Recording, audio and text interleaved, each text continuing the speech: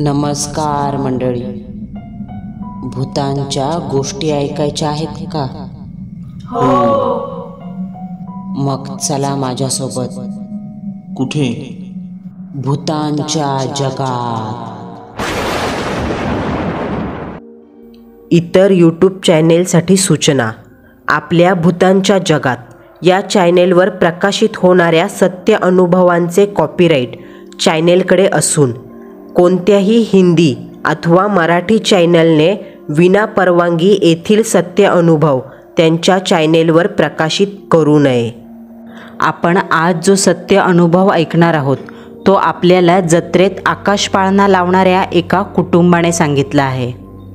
एखाद्या देवतेचे उत्सवासाठी अथवा एखाद्या सत्पुरुषाच्या जयंती किंवा पुण्यतिथी उत्सवासाठी एखाद्या तीर्थक्षेत्री वर्षातून किंवा त्या ठराविक दिवशी ठराविक कालांतरानंतर गावोगावच्या लोकांचा जो धार्मिक मेळा जमतो त्याला जत्रा किंवा यात्रा असं म्हणतात.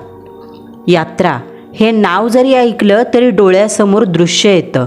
उंचच उंच भिंगरीसारखे गोलाकार फिरणारे आकाशपाळणे, पटरीवरून धावणाऱ्या ट्रेन, मिठाई, खेळणी अशी वेगवेगळ्या प्रकारची दुकानं आणि लोकांची भली मोठी गर्दी. आता तुमच्या उत्सुकतेला जास्त ताण न देता सत्य अनुभवाला थेट सुरुवात करूया. सदरील अनुभव जत्रेत स्वहक्काने आकाशपाळण्याचे मालक असलेल्या विजय दुंदा जाधव यांकडून ऐकला आहे. ही घटना त्यांच्या परिवारासोबत 2001 मध्ये घडली होती. विजय दुंदा जाधव यांचा आकाशपाळण्यांचा धंदा आहे. जिथे कुठे जत्रा, मेळा, उरूस भरतात तिथे त्यांना बोलवणं यायचं आणि ते आपल्या आकाशपाळण्याचं सर्व सामान घेऊन जत्रेत आकाशपाळणा लावायचे. विजय यांच्या परिवारात बायको मीनाक्षी या त्यांना कामात मदत करायच्या. आकाशपाळणा जिथे लागायचा तिथेच बाजूच्या तिकीट काउंटरवरती बसून तिकीट विकायच्या. त्यांना एक मुलगा होता, निरंकुश म्हणजे नीरू. त्याचं वय वर्ष 17. तो सुद्धा आपल्या वडिलांच्या कामात हातभार लावायचा. तर झालं असं, 2001 साली डिसेंबरमध्ये नुकत्याच सुरू झालेल्या थंडीच्या महिन्यात विजयरावांना एका जत्रेचं बोलवणं आलं. जत्रा सुरू व्हायच्या अगोदर म्हणजे 9 दिवस अगोदर विजयराव, मीनाक्षी आणि नीरू आपल्या परिवारासोबत जत्रेच्या ठिकाणी आले. जत्रा सुरू होण्या अगोदर यायचं कारण म्हणजे आकाशपाळणे उभे करण्यासाठी काही दिवस लागायचेच. विजयराव आकाशपाळण्याचं सामान घेऊन टेम्पोमार्फत जत्रेच्या ठिकाणी हजर झाले. जत्रा भरायला अजून खूप दिवस बाकी होते. जत्रा जिथं भरणार ते एक वर्तुळाकार मैदान होतं. मैदानाच्या पुढच्या बाजूला 5 मिनिटावर हायवे होता. अजून 5 मिनिटावर पुढची स्टेशन. मैदानाच्या मागच्या बाजूला 5 मिनिटावर जंगलासारखा भाग होता. झाडांनी नटलेल्या टेकड्या होत्या. हवं तर मोकळं रान म्हणूया. विजयरावांनी गडी माणसांमार्फत आकाशपाळण्याचं सर्व सामान खाली उतरवलं आणि कामाला सुरुवात केली. तोपर्यंत मीनाक्षी आणि नीरू तिघांना राहण्यासाठी एक त्रिकोणी आकाराचा तंबू ठोकू लागले. सकाळी सुरू झालेलं काम संध्याकाळी 6 पर्यंत थांबलं. मजूर लोक काम करून निघून गेले. आता ते उद्याच येणार.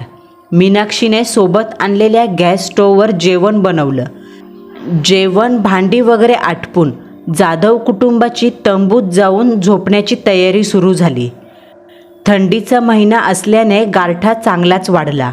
मैदानावर चारही दिशेला पांढऱ्या साडीतील हडळीसारखं धुकं पसरलं होतं.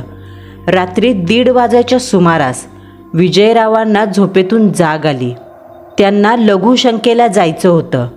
डोळ्यावर झोपेचा अंमल जाणवत होता. आजूबाजूला सर्व काही अंधुक दिसत होतं. विजयराव एक बॅटरी घेऊन तंबूतून बाहेर आले. मैदानावर जाधव कुटुंबाव्यतिरिक्त कोणाचाही तंबू नव्हता. त्यासोबत 1:30 वाजायच्या समयीस त्या सामसूम मैदानावर विजय एकटेच उभे होते. बॅटरीच्या पिवळसर प्रकाशात ते तंबूपासून 10-20 पावलं चालत जरा दूर आले. म्हणतात रात्रीचं थंडीत थंड हवेने दूरचे आवाज वाहत जवळ येतात. विजय आपला कार्यक्रम उरकून मागे वळाले की तोच त्यांच्या कानावर एक हसण्याचा आवाज आला. एखादी चेटकी बाई हसावी असा तो आवाज. हसण्याचा आवाज ऐकून विजय जागीच थांबले. हातातल्या बॅटरीच्या प्रकाशात त्यांनी मैदानावर आजूबाजूला पाहिलं, पण काहीच दिसलं नाही. पुन्हा तोच आवाज आला, पण यावेळेस मुसमुसून रडण्याचा. त्या आवाजाने विजयरावांच्या डोळ्यावरची झोप उडाली. ते जरासे सावध झाले. कानांनी आवाजाची दिशा ओळखली आणि हातातील बॅटरी रानाच्या दिशेने मारली.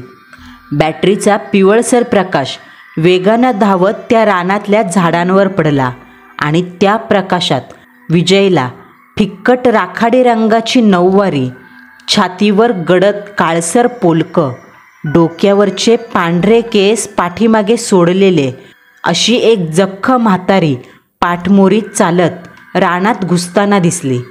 विजयने एक वेळेस डोळे मिचकावून पुन्हा पाहिलं, पण डोळे मिचकावताच म्हातारी जणू गायब झाली असं वाटलं.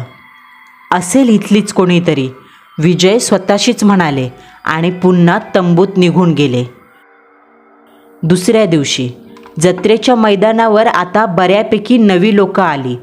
पटरीवर धावणारी ट्रेन, पाण्यात चालणारी होडी, असे खेळ करणारी माणसं आली. सर्वांनी आपापले तंबू दूर दूर ठोकले. आकाश पाळण्याचं दिवसाचं काम होऊन गेलं की मजूर घरी जात.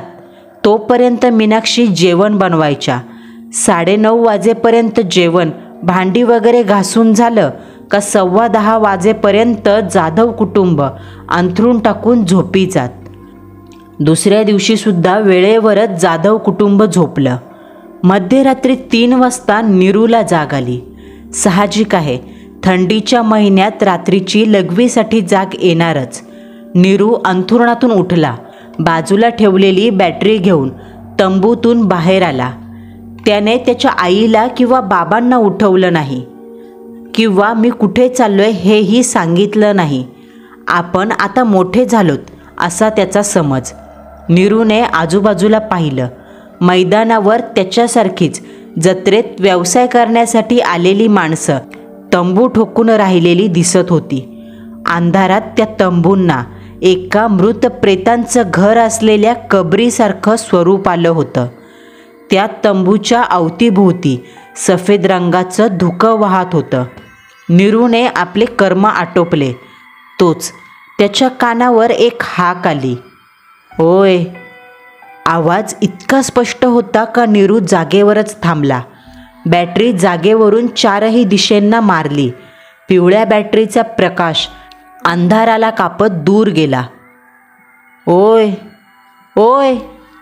पुन्हा एकदा हाक आली. आवाज लहान मुलाचा होता.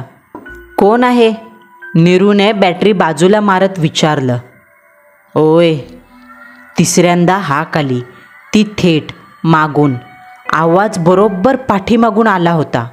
त्या आवाजाने नीरू जरासा दचकला. पटकन त्याने मागे वळून पाहिलं. नजरेला एक 6 वर्षाचा मुलगा दिसला. अंगात तपकिरी फुलबाह्यांचा शर्ट, खाली सफेद रंगाचा पायजमा आणि पायात काळ्या चपला. त्या मुलाचा चेहरा खूप पांढरा होता. इतका का पूर्ण पावडरची डबी फासली की काय असं वाटत होतं. आणि डोळ्यात भरगच्च काजळ भरल्याप्रमाणे डोळ्यांच्या अवतीभोवती काळी वर्तुळं झाली होती. दोन्ही हातात रेल्वेचं इंजिन असलेलं खेळणं धरलं होतं. त्या मुलाची नजर शून्यात नीरूकडे पाहत होती. ए काय रे? नीरूने जरा रागातच विचारलं. त्या मुलाच्या अशा अचानक मागे येऊन उभं राहण्याने नीरूला जराशी भीती वाटली, पण लागलीच भीतीने रागाचं रूप घेतलं. तो मुलगा एकटक शून्य नजरेने कसलेच भाव न ठेवता नीरूकडे पाहत होता. काय रे, इतक्या रात्री बाहेर काय करतोयस? जा तंबूत जा, झोप जाऊन. तुझे आई बाबा वाट पाहत असतील. नीरू जरा चढत्या आवाजात खेकसत म्हणाला. नीरू, अरे कुणाशी बोलतोयस? अचानक नीरूच्या मागून मीनाक्षी आल्या.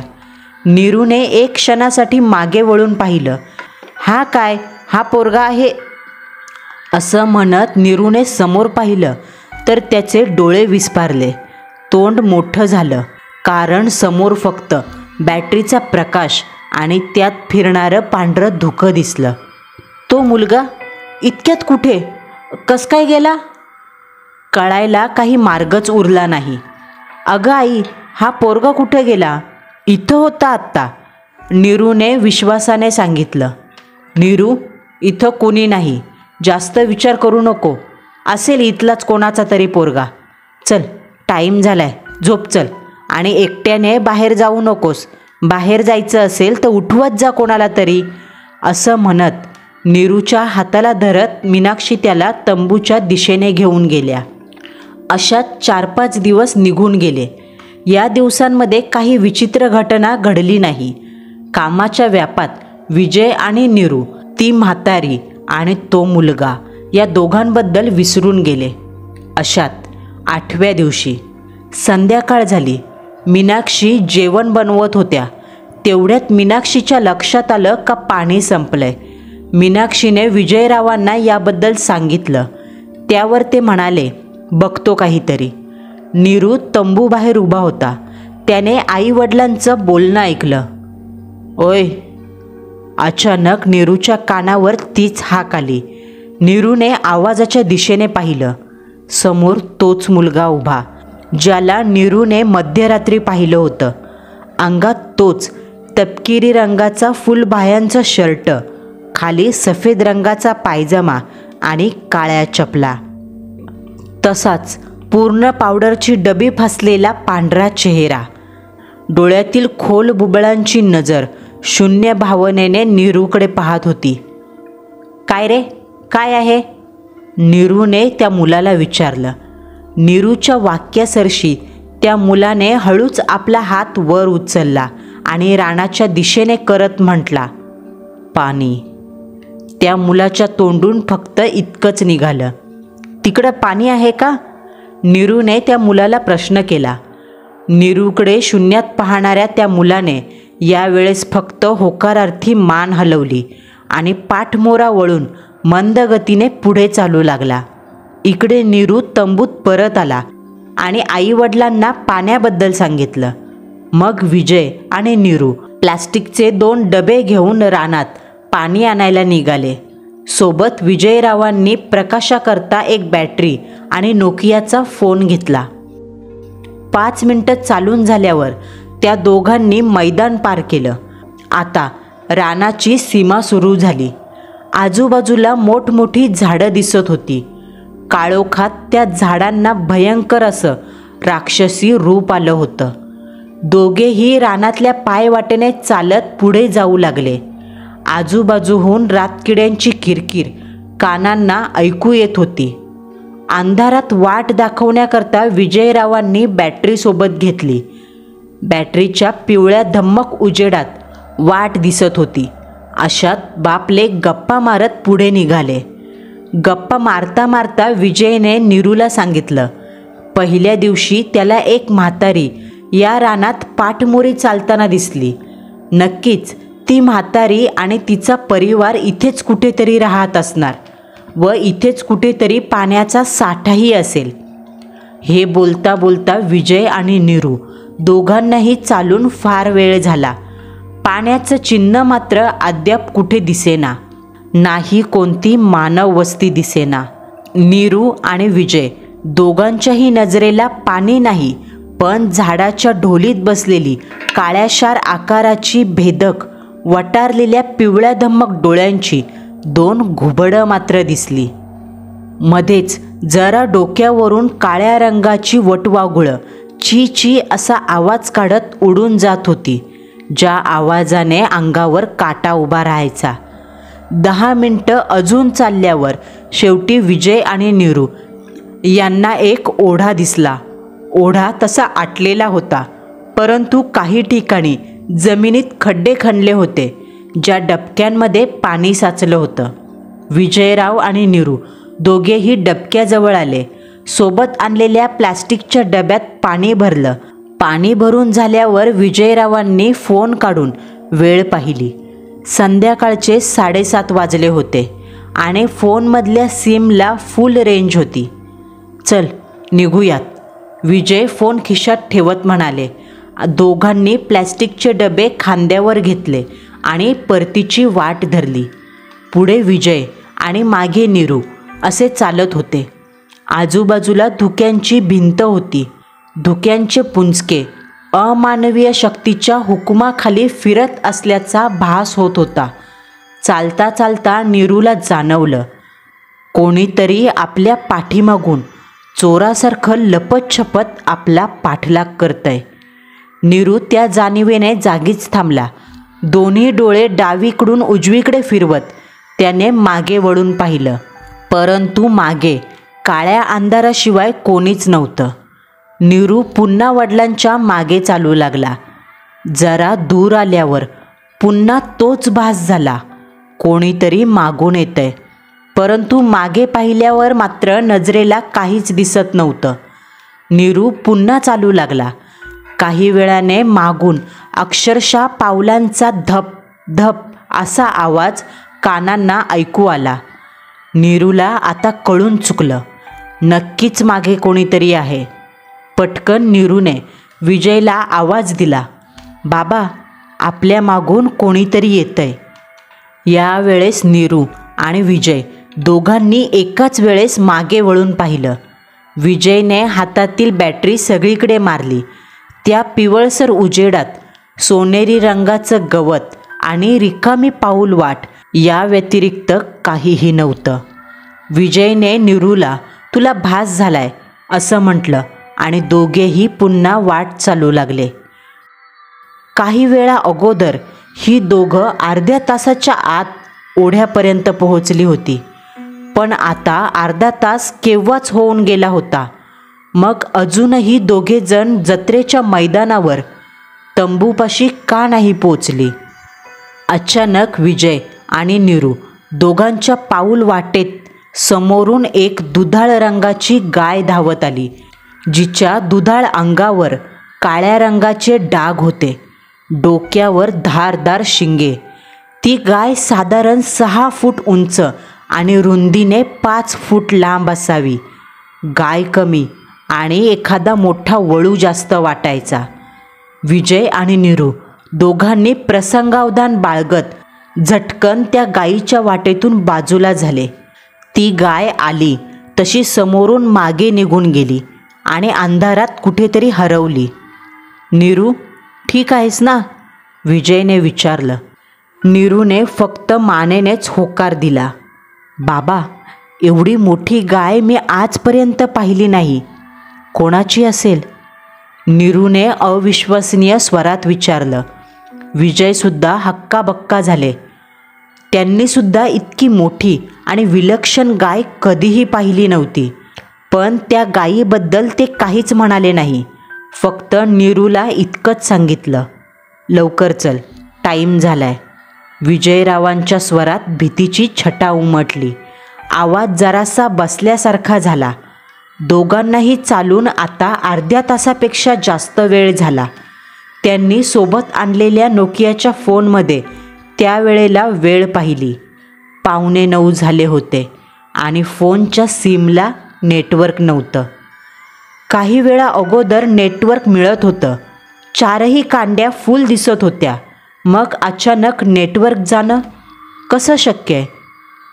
विजय जागेवर उभे राहिले, फोन पाहत होते. 7:30 वाजता त्यांनी परतीची वाट धरली. मग 8, 8:15 पर्यंत तंबूत पोहोचायला हवे होते. इतका उशीर कसा लागू शकतो? तब्बल 1, 1.25 तास ते जंगलातून चालतायत, तरी तंबूपर्यंत पोहोचले नव्हते.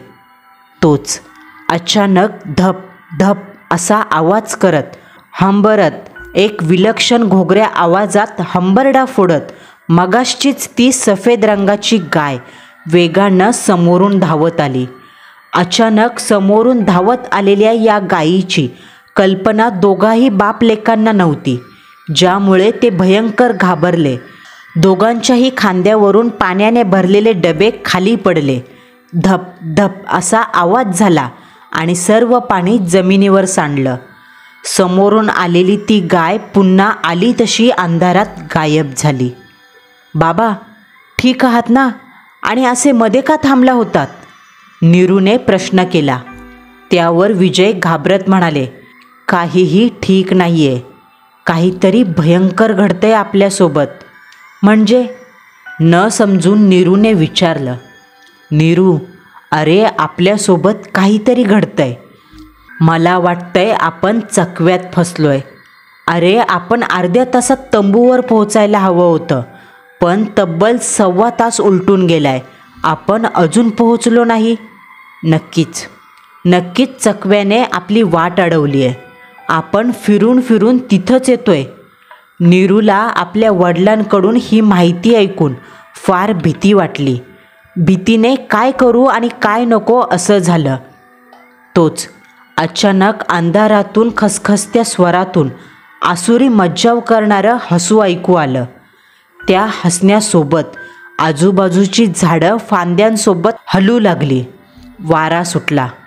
नीरू पळ, नीरू पळ, विजय ओरडले आणि त्यांनी नीरूचा हात धरत रानात मिळेल त्या वाटेने काट्याकुट्याची पर्वा न करता धावायला सुरुवात केली. 10 मिनिटं झाली. धावून धावून बाप लेकाला धाप लागली. घशाला कोरड पडली. छातीचे ठोके धडधड वाजू लागले. दोघेही एकाच जागेवर थांबले. श्वास सामान्य होईपर्यंत एका झाडाला खेटून खाली बसले. तोच जरा वेळ जातो न जातो तोच पुन्हा एकदा घोगऱ्या आवाजात हंबरण्याचा आवाज आला आणि त्या आवाजासरशी तीच सफेद रंगाची, अंगावर काळे टिपके असणारी 6 फूट उंच गाय वेगानं दोघांच्या समोरून धावत पुढे निघून गेली. नजरेपासून 10 पावलावर अचानक पांढऱ्या धुरात गायब झाली. हे समोरचं दृश्य पाहून दोन्ही बापलेकांच्या अंगावरचा केस न केस ताठरला. हातापायावर मोहरी एवढ्या पुळ्या उभ्या राहिल्या. डोळ्यासमोरचं दृश्य पाहून डोळे खोबणीतून बाहेर येतात की काय इतके मोठे झाले. ओय ओय, नीरूच्या कानावर तीच लहान मुलाची हाक आली.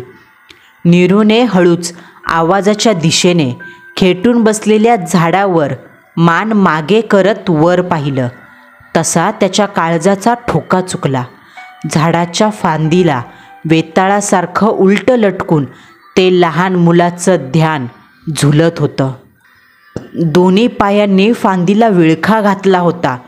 डोक्यापासून कमरेपर्यंतचं शरीर उलटं लटकलं होतं. पांढरा प्रेताळ चेहरा, डोळ्यातील दोन्ही बुबळं कोळशासारखी काळी पडलेली, काळेशार ओठ आणि त्यातील तपकिरी दात. हसत त्याने नीरूकडे पाहिलं. कसा फसला, कसा फसला, ओय कसा फसला, असं करत तो मुलगा टाळ्या पिटत ओरडू लागला. नीरूची हे दृश्य पाहून बोबडी वळाली. तोंडाला पीळ बसला. भीतीने नीरूला चड्डीतच लघवी झाली. नीरू, काय बघतोयस? विजयने त्याची अवस्था पाहून त्याला विचारलं. नीरूच्या तोंडातून एक शब्द निघेना. तसे विजयने देखील हळूच वर पाहिले, पण त्याला वेगळं दृश्य दिसलं. फांदीवर ते लहान मुलाचं ध्यान नसून एक जखड चेटकिनीसारखी म्हातारी फांदीवर उलटी लटकली होती. अंगात फिक्कट राखाडी रंगाची नऊवारी, त्यावर काळं पोलकं, फांदीवरून खाली सोडलेले काळेशार निळसर कातडीचे पाय, त्या पायांना खुरासारखी धारदार नखं जी वळवळ करत होती. म्हातारीचं सर्व शरीर मॉर्गमध्ये बेवारस म्हणून पडलेल्या प्रेतासारखं दिसत होतं. कातडी पांढरी काळीशार दिसत होती. डोळ्याखालचं रक्त गोठलं होतं आणि पिवळ्या जर्द रंगाचे डोळे यांच्याकडे खाऊ का गिळू अशा नजरेने पाहत होते. विजयने कसं तरी नीरूला उठवलं आणि त्या झाडाखालून ते धावत सुटले. विजय आणि नीरू दोघांनाही खऱ्या अर्थाने कळालं, आपण चकव्यात सापडलोय आणि तो मुलगा व ती म्हातारी भूतं आहेत. दोघेही झाडाखालून उठले. पळत सुटले. जरा दूर आले आणि थांबले. बाबा, आता काय करायचं? नीरूने विचारलं. आता आपल्याला फक्त देवच वाचवू शकतो, नाहीतर या चकव्याचं एकदा का आपल्यावरचं मन भरलं का तो आपल्याला मारून टाकीन, विजय घाबऱ्या स्वरात म्हणाले. तोच अचानक गाईचा हंबरण्याचा आवाज आला. विजय आणि नीरू दोघांनी समोर पाहिलं. समोर तीच 6 फूट उंच गाय होती. अंधारात तिचे डोळे लाल विस्तवासारखे चकाकत होते आणि गाईच्या नाकामधून गरम वाफाळते श्वास बाहेर पडत होते. त्या गाईच्या पाठीवर ते म्हातारीचं ध्यान बसलं होतं, जिचे डोळे काजव्यासारखे चमकायचे. गावलात, 2-2 जण गावलात. आता मारणार दोघांना, हाडमास चावून खाणार. त्या म्हातारीच्या तोंडून आवाज आला. ती विचित्र भयानक गाय मोठ्याने हंबरली. तिचे ते लाल डोळे चेंडू एवढे मोठे झाले आणि पावलं टाकत ती गाय या दोघांच्या दिशेने येऊ लागली. त्या गायीच्या अंगावर बसलेल्या म्हातारीचं भूत दोन्ही हातांनी टाळ्या पिटू लागलं. विजय आणि नीरू यांनी भीतीने डोळे मिटले.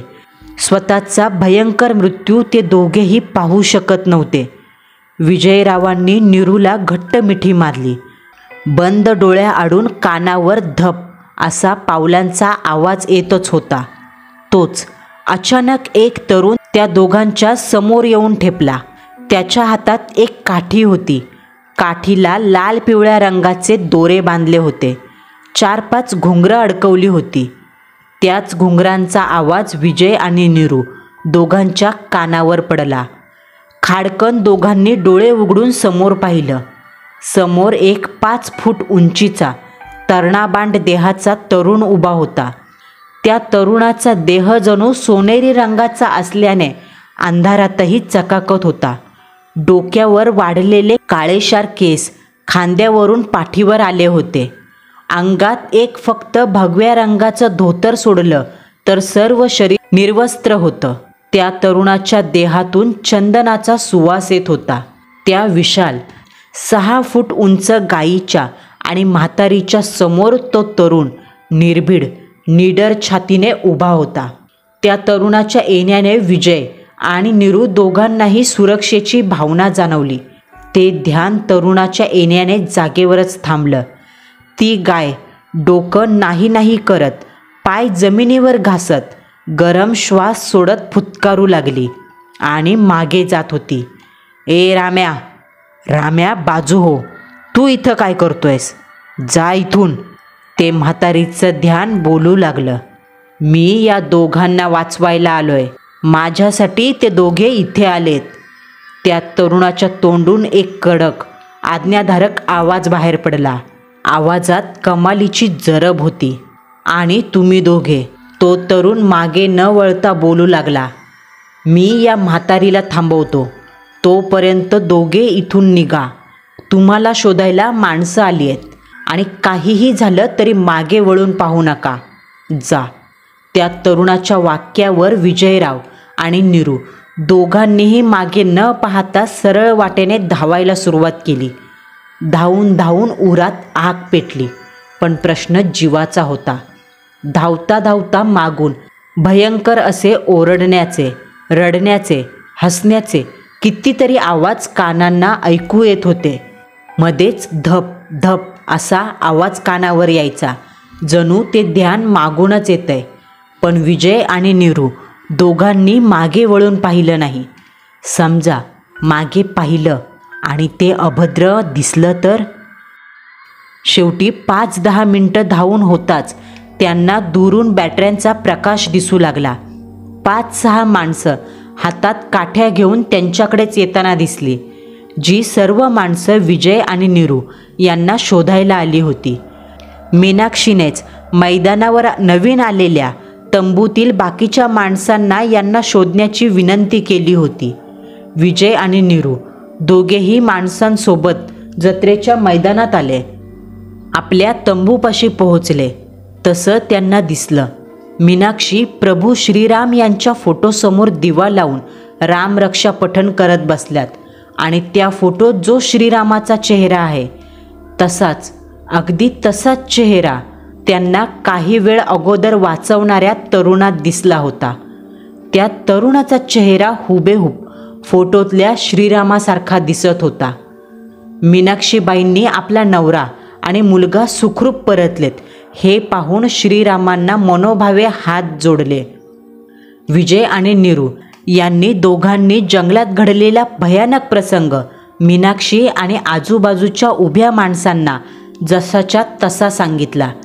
जे ऐकून तिथे उपस्थित असलेल्या माणसांमधील काही जण म्हणाली, ताईंच्या श्रीरामरक्षा पठणामुळे साक्षात श्रीराम तुम्हाला वाचवायला आले. भाऊ, खरंच तुम्ही भाग्यवान आहात, कारण आपण ज्या देवाच्या यात्रेसाठी आलोय ती सुद्धा श्रीरामाचीच आहे. अजून 2 दिवसांनी जत्रेला सुरुवात झाली आणि जत्रेत असलेल्या गावातल्या एका माणसाकडून विजयला कळालं, त्या रानात एक अस्वांग नावाचं पिशाच्च भटकतं. हे पिशाच्च कोणतंही रूप घेऊ शकतं. याच्या भक्ष्याला आधी चकवा लागतो आणि मग मन भरेपर्यंत भक्ष्यासोबत खेळून झालं. मग शेवटी मन भरल्यावर ते पिशाच्च त्याच्या वाहनाच्या पायदळीत उडवून आपल्या भक्ष्याला मारून टाकतं. या पिशाच्याचं वाहन म्हणजे गाय असते. ही माहिती ऐकून विजय, नीरू आणि मीनाक्षी तिघांचेही धाबे दणाणले. पुन्हा एकदा विजयने श्रीरामाला हात जोडून त्याचे आभार मानले आणि पुन्हा कधीच त्या गावच्या जत्रेत ते परत गेले नाहीत. मंडळींनो, आपला आजचा थरारक अनुभव तुम्हाला कसा वाटला हे कमेंट बॉक्समध्ये कळवायला विसरू नका. पुन्हा भेटू. नवा सत्य अनुभव, नवा थरार.